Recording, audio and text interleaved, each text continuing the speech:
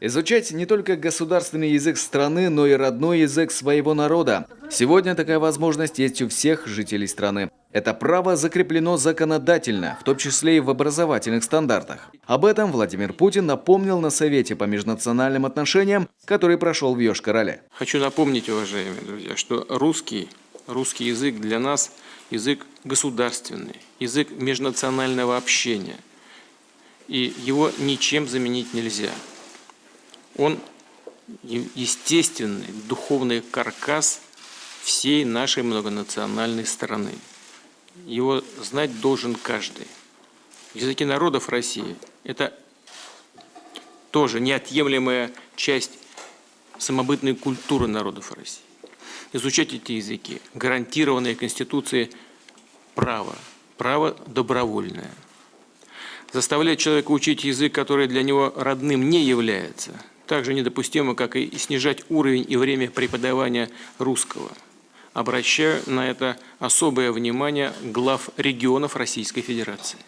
Новая предметная область «Родной язык и родная литература» введена федеральными государственными образовательными стандартами. Она обязательная для изучения. Однако в половине школ республики ее до сих пор нет в учебных планах. 20 муниципалитетов уже получили предписание надзорных органов недоработку эту исправить.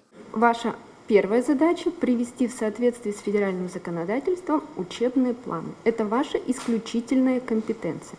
Но при этом я обращаю внимание на то, что в соответствии со статьей 30 федерального закона принятие любых локальных нормативных актов, затрагивающих права обучающихся, производится с учетом мнения законных представителей, несовершеннолетних обучающихся. Сказано, значит будет сделано. Школы должны будут ввести новый предмет в учебные планы. Родителям лишь надо будет заполнить соответствующее заявление, выбрать, какой из языков, коми или русский, их ребенку изучать в качестве родного. Родители, имея право выбирать, какой язык является родной, должны написать заявление с указанием такого языка.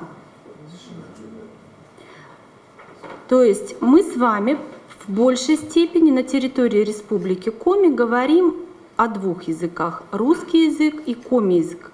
Министерство образования предполагает ввести новый предмет с 1 января 2018-го, однако участники встречи выразили общее мнение о продлении срока, аргументировав, для качественного выполнения поручения президента в вопросе добровольности изучения родных языков необходимо не только время, но и дополнительные методические разъяснения.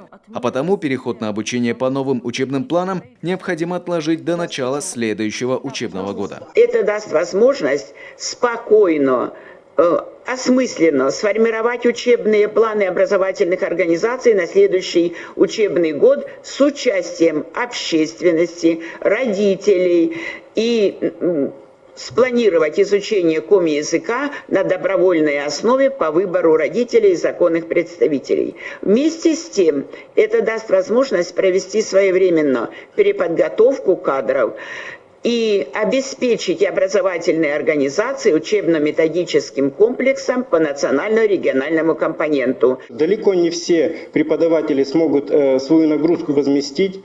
У нас Республика Коми – это не только город Сыктывкар или Печора, это много сел и поселков, в которых учителя коми-языка преподают только коми-язык, и заменить им этот предмет чем-то другим сегодня не получится. Поэтому необходимо разработать, наверное, какие-то новые методики.